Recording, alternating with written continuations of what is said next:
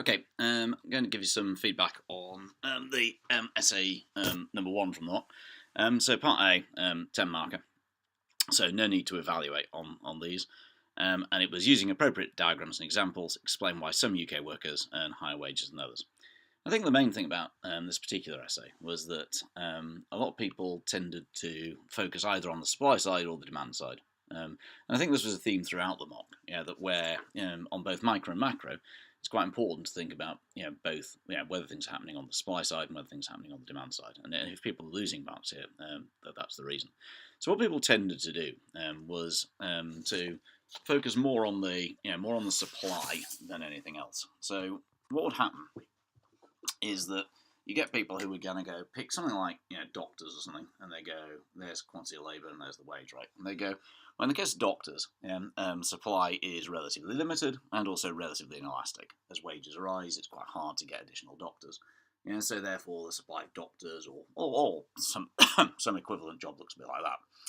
They then say, right, okay, whereas in the case, and they then have a demand line like that, and they'd say the wages of doctors are very high.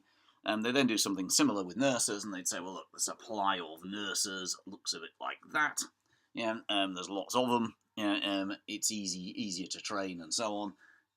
Quantity labour, wages, they'd have demand like that, and they go, right, therefore, because of issues with the supply, wages in some sectors are lower than wages in others. So that's okay, and it's going to get you so far. There were some good examples of different types of sectors where jobs would where wages were higher or lower. But what I thought is also important, is to think about things like to think about the demand side in terms of both the elasticity of demand, and the level of demand. So what we could argue really is that for a given supply, what we might argue is that some jobs demand is higher and more inelastic than for others. So if you've got a worker who's adding a lot of value, more than another one, then demand will be relatively high and inelastic.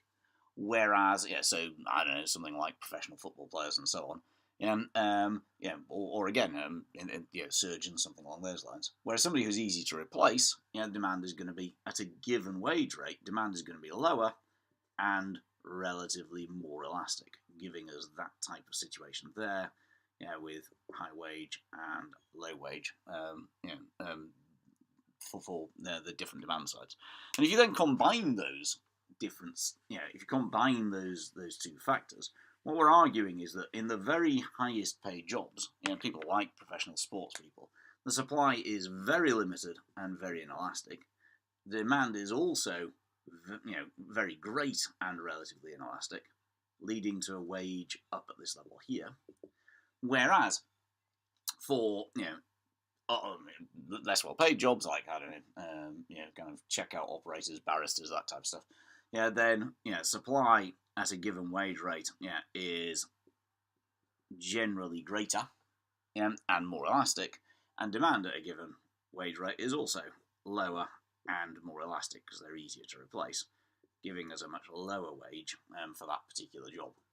So I think the key to that one, therefore, is firstly using quite a few diagrams. I think, so some of the diagrams on some of your answers were pretty pathetic, it must be said, and they were relatively few in numbers.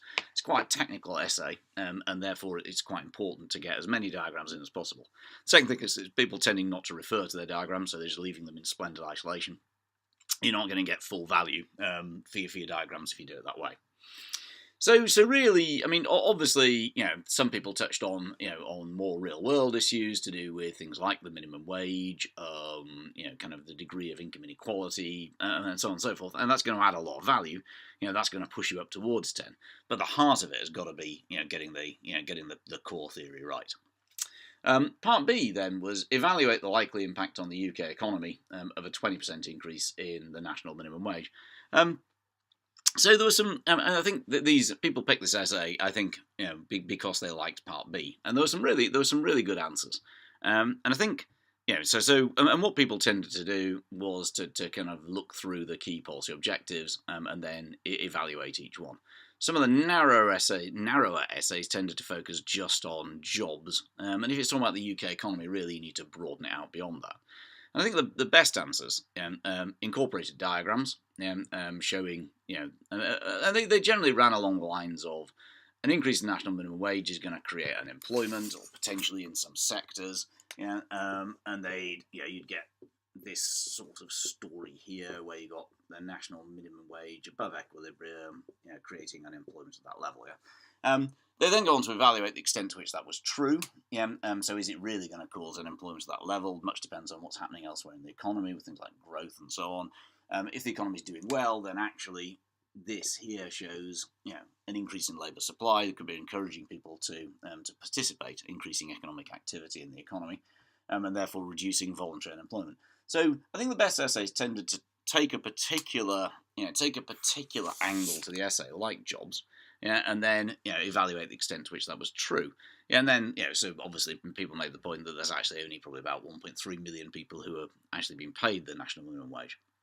So therefore, the broader economic effect may be more limited. Same with, and then people ran through the other ones. Primarily inflation and the current account are the kind of two other obvious ones to talk about. So in principle, it could have an impact on inflation, creating cost push.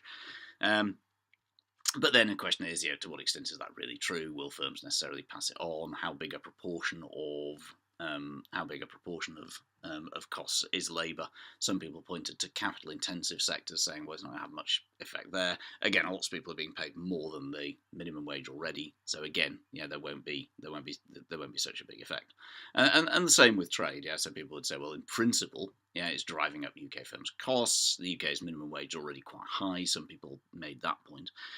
But then, so therefore, it's making UK goods and services relatively uncompetitive on world markets. But then people went on to discuss the extent to which that's really true, thinking about what it is that we really export, to what extent is it the case that the things that we export have people employed in that sector on the minimum wage. So we're talking about things like banking, finance, accounting, IT, post-production in films and so on.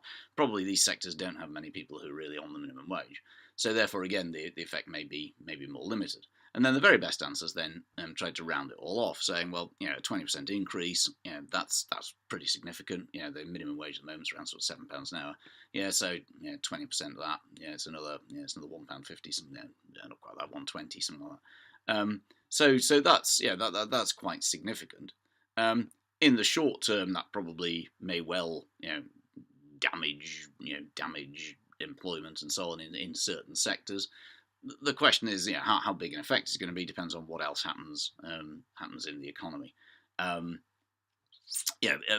Starting to think about things like the impact of Brexit and so on this, whether if we're all if we end up with access to the EU restricted as a result of not negotiating trade deals, whether that'll pushing your costs up because of tariffs, whether then adding on top of that extra costs and labour markets makes a difference.